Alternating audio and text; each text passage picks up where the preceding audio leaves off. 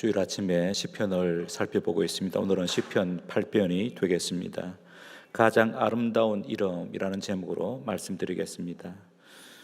오늘 8편의 표제를 보시면 다윗의 시 인도절을 따라 깃딧에 맞춘 노래라고 붙여져 있습니다. 다윗이 지은 시를 깃딧이라는 곡조에 맞추어 성전 예배 시에 노래했음을 알 수 있습니다. 깃딧이 무엇을 뜻하는지 확실하지는 않습니다. 아마도 포도주 통과 관련된 단어라고 보여지는데 북이나 드럼과 같은 타악기가 이 노래의 곡조를 이끌었다고 생각할 수 있겠습니다. 이 시편을 한 번만 읽어도 이 시의 주제가 무엇인지 쉽게 알 수 있습니다. 그것은 1절과 8절에서 수미상관 형식으로 같은 구절이 등장하기 때문입니다. 여호와 우리 주여, 주의 이름이 어찌 그리 아름다운지요. 그러므로 이 시는 주님의 아름다운 이름을 찬양하는 노래입니다. 그러면 주님의 이름을 찬양한다는 의미가 무엇일까요? 주님의 이름을 찬양하는 것과 주님을 찬양하는 것은 다르지 않은데 다윗이 왜 주님의 이름을 찬양한다고 했을까요? 작년 3월부터 금년 2월까지 1년간 우리 교회에 14명의 아이들이 태어났습니다. 황윤하, 전하준, 탁일운, 정로빈, 임찬, 김유원, 김하준, 엄주윤, 박찬열, 김다인, 진태리, 권시영, 김한결, 송하늘입니다. 이 아이들이 태어난 후 가장 많이 들었던 말은 자기의 이름일 것입니다. 이처럼 아이들은 자기의 이름을 들으면서 자랍니다. 그래서 아이들의 이름을 지을 때 아무렇게나 짓지 않습니다. 가장 좋은 이름을 지으려고 합니다. 아이들의 이름 안에 부모의 소망이 담겨 있습니다. 이름대로 잘 자라기를 바랍니다. 이름대로 잘 살아서 그 이름이 빛나기를 바랍니다. 그러니 이름 짓기가 쉽지 않습니다. 이름의 사전적인 정의는 다른 것과 구별하기 위하여 사람이나 사물이나 단체나 현상 등에 붙여서 부르는 기호나 호칭입니다. 그래서 이름은 그 이름으로 불리는 존재의 특성과 그 존재와 관련된 모든 것을 지칭합니다. 제 이름이 곽창대인데 제가 이 이름으로 불릴 때 저는 다른 사람과 구별되는 독특한 존재임을 자타가 공인하는 것입니다. 제가 무리 가운데 있을 때 누군가 뒤에서 창대야라고 부르면 저만 돌아봅니다. 창대라는 이름을 가진 자가 제 하나뿐일 것이기 때문입니다. 그리고 여러분이 곽창대라는 이름을 들으면 제가 거기에 없어도 여러분은 제 모습을 금방 떠올립니다. 이처럼 제 이름 안에는 제 과거와 현재가 담겨 있습니다. 심지어 제 미래까지 담겨 있습니다. 제 이름 안에는 제 인생의 전 여정이 담겨 있다는 뜻입니다. 제 이름은 가문과 출생과 성장 등의 제 과거의 이력, 제 현재의 신분과 직업, 제 성품과 말과 행동, 미래의 달라질 모습까지를 다 포함하고 있습니다. 하나님의 이름도 마찬가지입니다. 하나님의 존재와 성품과 능력과 사역 등 하나님의 모든 것을 뜻합니다. 시편 8편에서 다윗이 노래한 하나님의 이름은 여호와 우리 주입니다. 1절과 8절에 여호와의 이름을 그렇게 다윗이 부르고 있습니다. 물론 여호와 우리 주라는 이름이 하나님의 모든 것을 다 드러내지는 못합니다. 하나님은 피조물과 완전히 구별되시는 독특하신 분이시요 무한하신 분이시기 때문에 하나님을 우리의 언어로 표현하는 것은 한계가 있습니다. 하지만 하나님께서 자신의 이름을 여호와 우리 주라고 밝히셨지요. 그러므로 여호와 우리 주라는 이름의 뜻을 우리가 제대로 안다면 그것만으로도 하나님이 어떤 분이신지 충분히 알 수 있는 것이죠. 그리고 그 지식에 걸맞게 하나님을 향해 합당한 찬송과 영광을 올릴 수 있습니다. 다윗은 시편 8편에서 여호와 우리 주라는 이름에 담긴 뜻이 무엇인지 밝힘으로써 무한하시고 독특하신 하나님의 위대하심을 노래하고 있습니다. 이것이 오늘 우리가 살펴볼 시편 8편의 핵심 내용입니다. 1절을 보겠습니다. 여호와 우리 주여, 주의 이름이 온 땅이 어찌 그리 아름다운지요. 주의 영광이 하늘을 덮었나이다. 온 우주에 여호와 우리 주의 이름보다 더 아름다운 이름이 없다고 다윗은 감탄합니다. 하늘에 가득한 주님의 영광이 온 땅 곳곳에 내비치고 있음을 노래합니다. 맑은 아침에 태양이 힘차게 떠올라 그 햇살이 온 누리를 환하게 비치는 것을 상상해 보면 되겠습니다. 그런데 하나님의 영광의 빛은 사람의 어두운 심령에까지 찾아들어 밝힙니다. 그래서 하나님의 영광보다 더 밝은 것은 없으며 그 영광의 빛을 발하시는 하나님보다 더 위대하신 분은 없다고 다윗은 하나님의 이름을 외쳐 부르며 찬미합니다. 이어서 다윗은 하나님께서 자기의 이름과 영광을 어떻게 드러내시는지 두 가지의 큰 대조를 통해 증거하고 있습니다. 그 첫 번째 대조가 2절에 기록되어 있습니다. 2절 보시기 바랍니다. 주의 대적으로 말미암아 어린 아이들과 젖먹이들의 입으로 권능을 세우시며 이는 원수들과 보복자들을 잠잠하게 하려 하심이니이다. 여기 2절에서는 주님을 대적하는 무리들, 즉 원수들과 보복자들 앞에서 어린 아이들과 젖먹이들의 입을 통해 하나님의 아름다운 이름과 놀라운 영광이 뚜렷이 드러난다고 노래합니다. 그런데 여러분, 사람이 어떻게 지극히 영광스럽고 높으신 하나님을 대적할 수 있을까요? 어떻게 하나님을 원수로 삼아 복수하려는 자들이 생길까요? 성경을 보거나 역사를 살펴보면 하나님을 대적하는 자들이 항상 있어 왔습니다. 지금도 하나님께 대드는 교만한 자들이 적지 않습니다. 그들은 하나님이 어디 있느냐고 큰 소리를 칩니다. 하나님이 있다고 하더라도 세상의 불의와 악을 제압할 수 없던 무능한 신이라고 비난하고 조롱합니다. 하나님을 믿는 성도와 교회를 향해서도 하나님 뒤에 숨어서 마음의 안위를 얻으려는 비겁한 자들이라고 몰아붙입니다. 기독교의 하나님도 사람이 만든 신에 불과한 거짓 신이라고 주장합니다. 이게 현실입니다. 그런데 하나님께서 그들의 교만과 무례함과 어리석음을 보시고도 왜 그냥 놓아두고 계실까요? 두 가지 이유로 설명할 수 있겠습니다. 하나는 그들에게 최종적인 심판이 있을 것이기 때문입니다. 그래서 하나님께서는 그들을 지금 심판하지 않으시고 당분간 내버려 두십니다. 참으로 안타까운 것은 그들 가운데에 더욱 방자하여 교만이 극에 차오르는 자들이 있습니다. 그럼에도 하나님께서 내버려 두시는 것은 마지막 최종적인 심판이 그들에게 있기 때문입니다. 그들의 교만과 무례함과 어리석음을 보시고도 하나님께서 왜 그냥 보고만 계실까요? 그 이유 다른 하나는 그들 가운데 회개하여 하나님의 백성이 될 자들도 있기 때문입니다. 그래서 그들이 회개하고 돌아오도록 하나님께서 오래 참으시고 계시는 것입니다. 문제는 그 대적들 때문에 성도와 교회가 고난을 당한다는 것입니다. 그때 하나님께서 하시는 일이 무엇일까요? 우리가 계속해서 시편을 살펴본 대로 그때 하나님께서 성도와 교회의 믿음을 연단하십니다.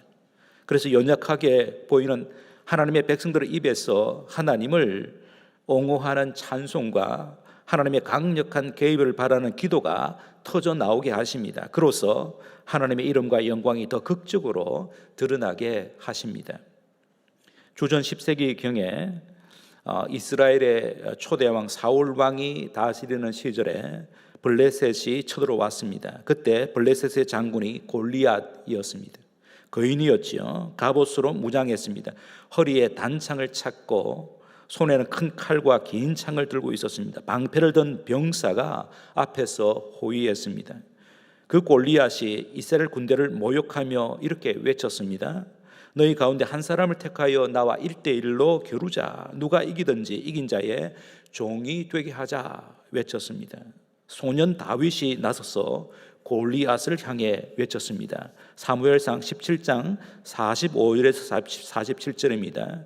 다윗이 블레셋 사람 골리앗에게 이르되 너는 칼과 창과 단창으로 내게 나오거니와 나는 만군의 여호와의 이름 곧 내가 모욕하는 이스라엘 군대의 하나님의 이름으로 내게 나아가노라.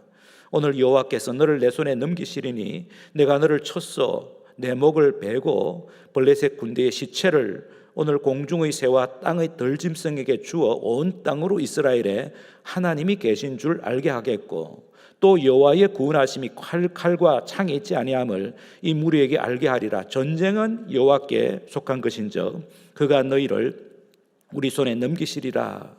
다윗이 외쳤습니다. 소년이었습니다. 그리고는 골리앗을 향해 물맷돌을 던졌습니다. 그 돌이 골리앗의 이마에 박혀 즉사하지요. 그 광경을 본 블레셋 군사들이 도망을 쳤고 이스라엘 군대가 뒤를 쫓아가서 대승을 거둡니다. 이 성전 기사에 이런 구절이 삽입되어 있습니다.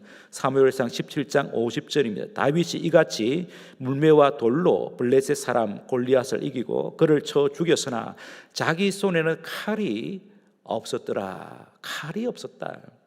큰 대조이지요. 이로써 다윗의 이름이 유명해지기 시작했지만 사무엘서 기자는 소년 다윗을 통해 하나님의 이름과 영광이 크게 드러났음을 부각합니다. 이처럼 하나님께서는 대적들을 심판하실 때에 자신이 직접 나서기보다는 연약한 사람들을 사용하실 때가 많습니다. 그렇게 하심으로써 원수들과 보복자들을 잠잠하게 하시고 대신에 자신의 이름과 영광을 더 크게 드러내십니다. 오늘 본문 2절을 금방 읽었던 우리 2절을 신약성경 마태복음 21장에서 인용합니다. 예수님께서 십자가에 못 박혀 죽으실 날이 닷새 앞으로 다가왔을 때에 나귀 새끼를 타고 예루살렘에 입성하셨습니다. 그때 무리들이 예수님을 앞뒤로 호위하여 종려나무 가지를 들고 외쳤습니다. 호산나 다윗의 자손이여 찬송하리로다. 주의 이름으로 오시는 이여 가장 높은 곳에서 호산나. 일명 종려주일이라고 그러죠. 이렇게 소리 높이 외쳤는데 호산나는 주여 지금 구원하소서라는 뜻입니다. 그 길로 예수님께서 성전에 들어가셔서 시장 바닥이 된 성전을 깨끗이 청소하셨고 또 자기에게로 나오는 장애인들을 고쳐주셨습니다. 이를 본 어린이들이 예수님을 향해 호산나 다윗의 자손이여 라고 계속 외치며 찬송했습니다. 그때 예수님의 대적들인 대제사장들과 서기관들이 예수님을 찬미하는 어린이들을 보고 노하여 예수님께 항의했습니다. 마태복음 21장 15절에서 16절입니다. 대제사장들과 서기관들이 예수께서 하시는 이상한 일과 또 성전에서 소리 질러 호산나 다윗의 자손이 하는 어린이들을 보고 노하여 예수께 말하되 그들이 하는 말을 듣느냐? 예수께서 이르시되 그렇다. 어린 아기와 젖먹이들의 입에서 나오는 찬미를 온전하게 하셨나이다 함을 너희가 읽어본 일이 없느냐?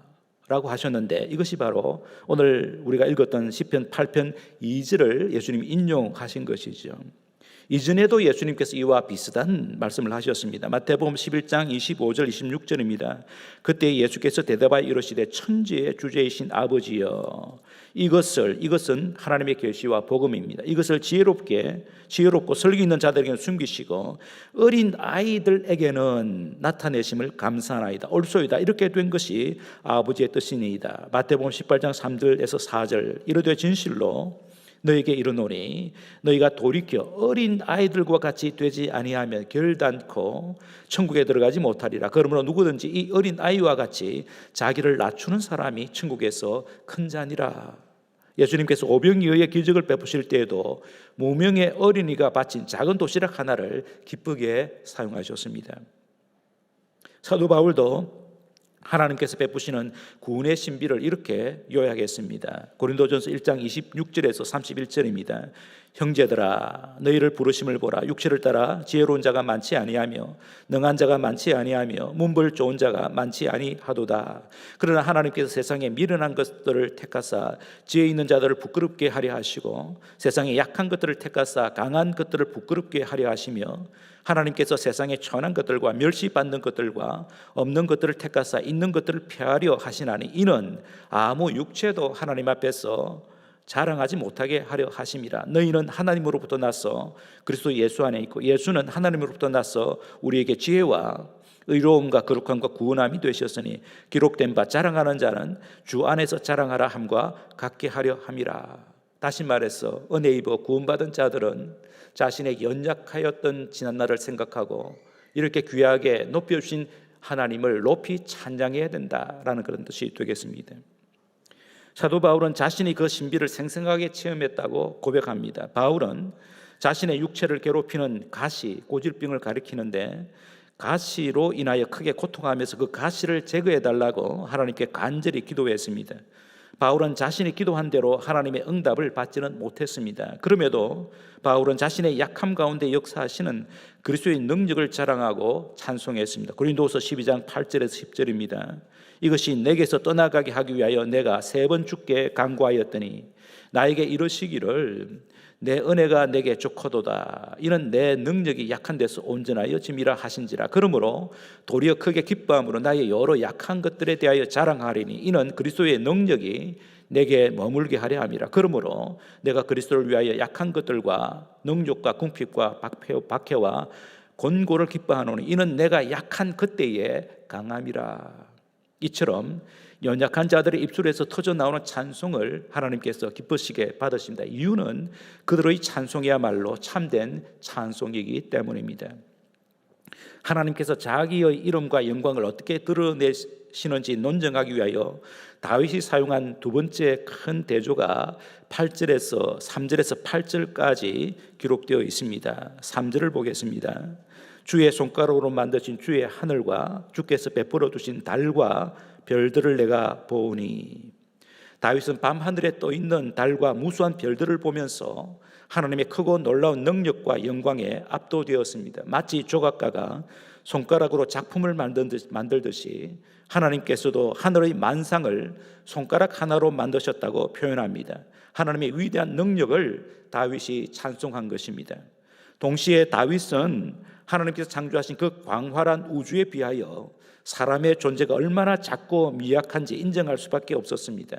자연의 경이로움 앞에서 인간의 왜소함을 느끼는 것 자연스럽고 당연한 반응이죠. 그런데 다윗은 그렇게 왜소한 사람을 귀하게 여기셔서 섬세하게 돌보시는 하나님을 생각하면서 더 큰 경이감에 사로잡혀 하나님께 묻습니다. 그것이 4절입니다.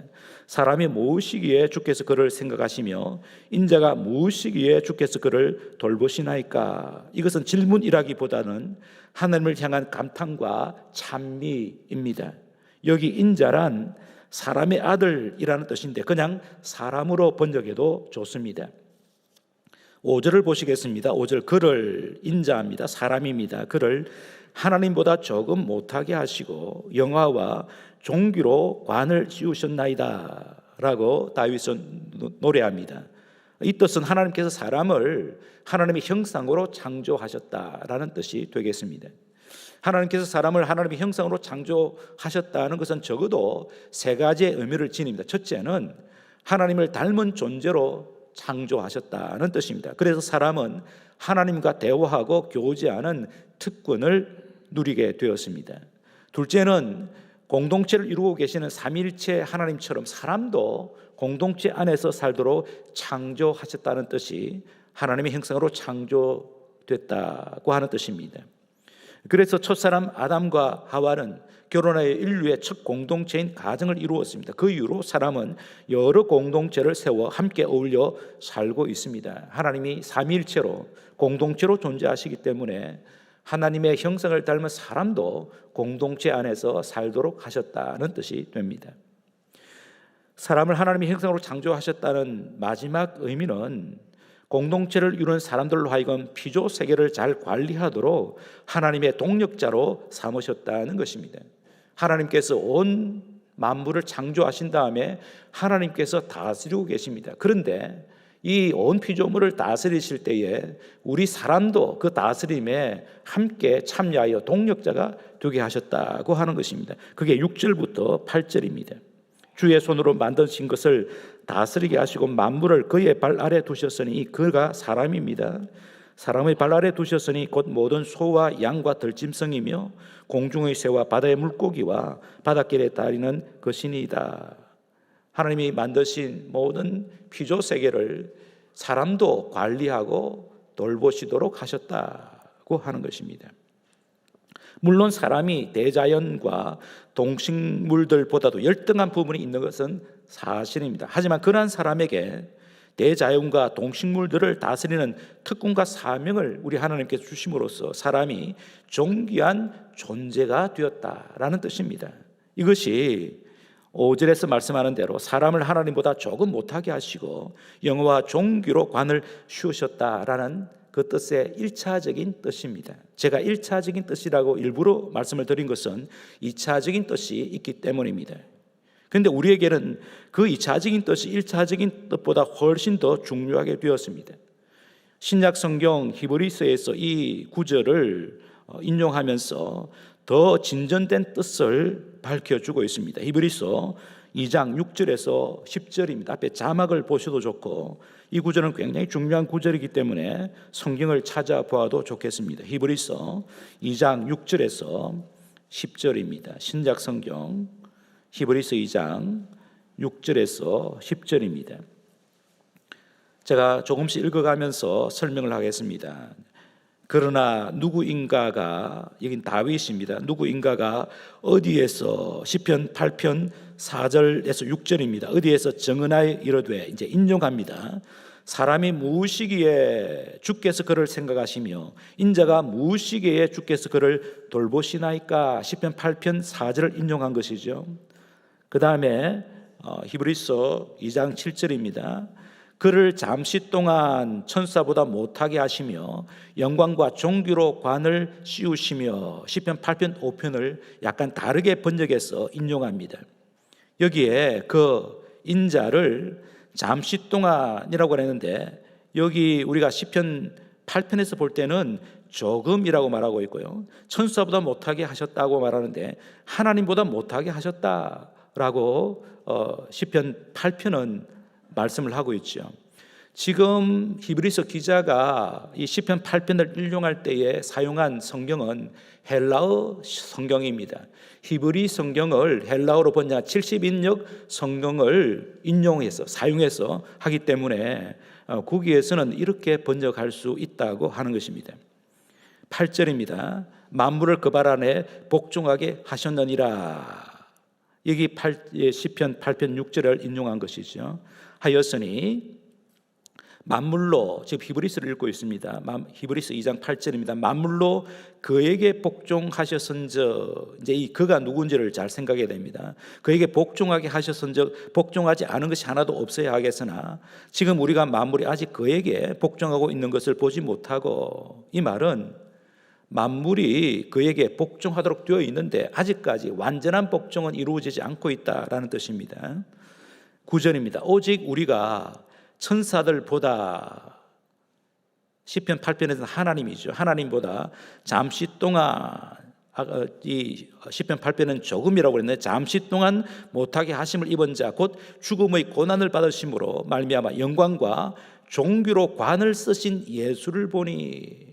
그래서 여기 인자를 예수로 해석하고 있습니다. 예수를 보니 이를 행하시면, 예수님께서 십자가에 죽으신 후에 부활하고 성천하셔서 영광과 존귀의 관을 쓰도록 하신 것은, 이를 행하시면 하나님의 은혜로 말미암아 모든 사람을 위하여 죽음을 맛보려 하심이라. 예수님 죽으신 이유가 무엇인가? 모든 사람을 위하여 죽으신 거다. 그러므로 만물이 그를 위하고, 이 그는 인자 예수님입니다. 예수님을 위하고 또 그로 말미암아, 예수님을 말미암은 이 성부 하나님이죠. 성부 하나님께서 많은 아들들을 이끌어, 우리들입니다. 많은 아들들을 이끌어 영광에 들어가게 하시는 일에 그들의 구원의 창시자 예수님입니다. 예수님을 고난을 통하여 온전하게 하심이 합당하도다 라고 시편 이 8편을 인용한 히브리서 기자가 설명하고 있다, 해석하고 있다고 하는 거죠.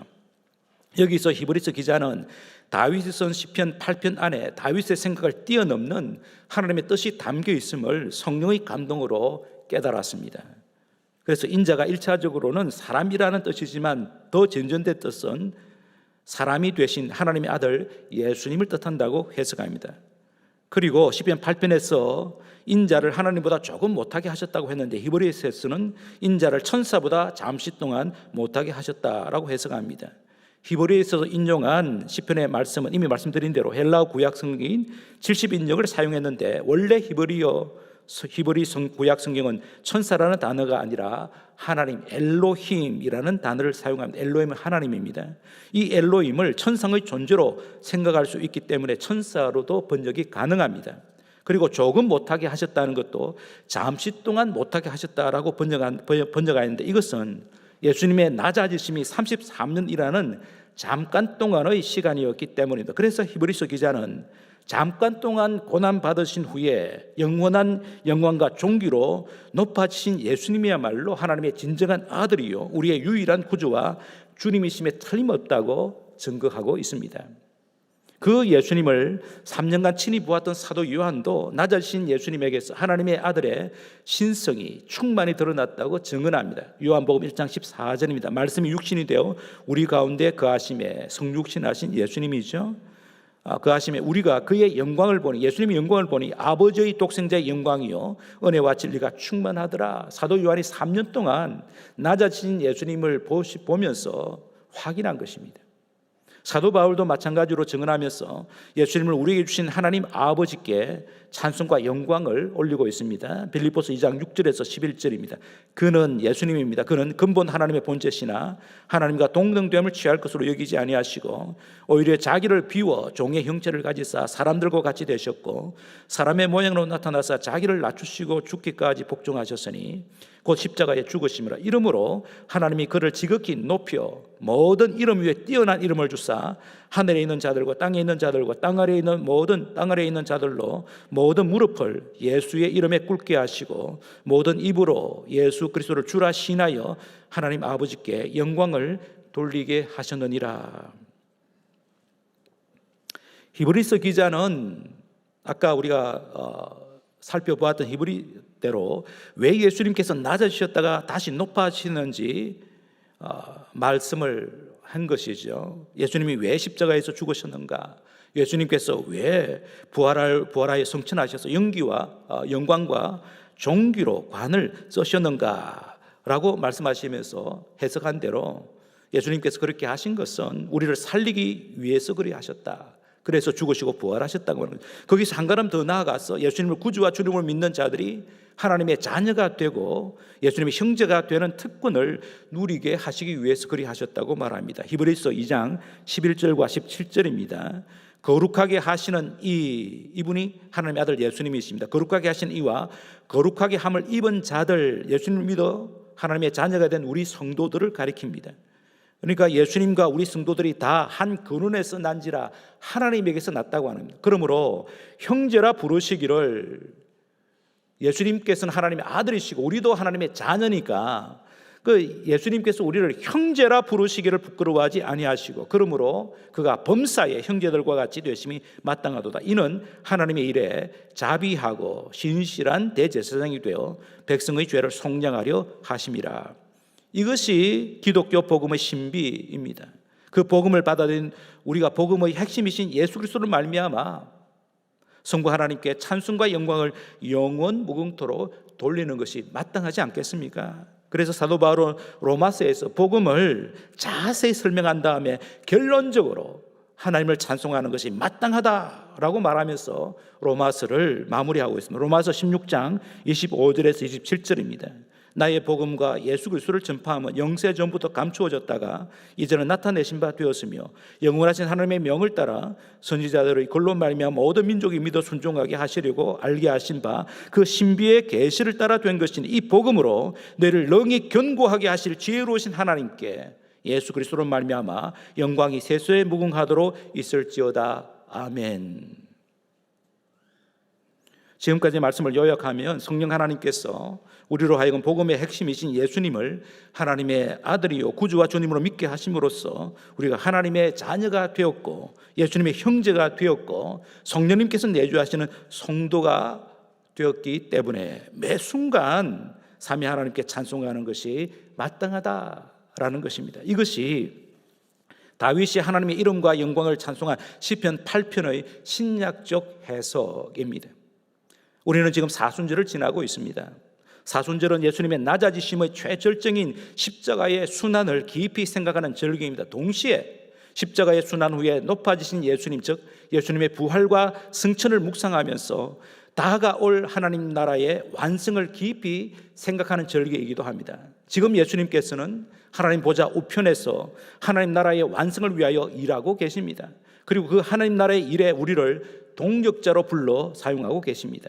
예수님께서 재림하실 때에 하나님의 나라가 완성되어 우리를 그 나라에서 영원히 살게 하실 것입니다. 그러므로 예수님을 하나님의 아들로 우리의 유일한 구주와 주님으로 영접한 우리는 하나님의 존귀한 자녀요 일꾼들입니다. 예수님의 형제들입니다.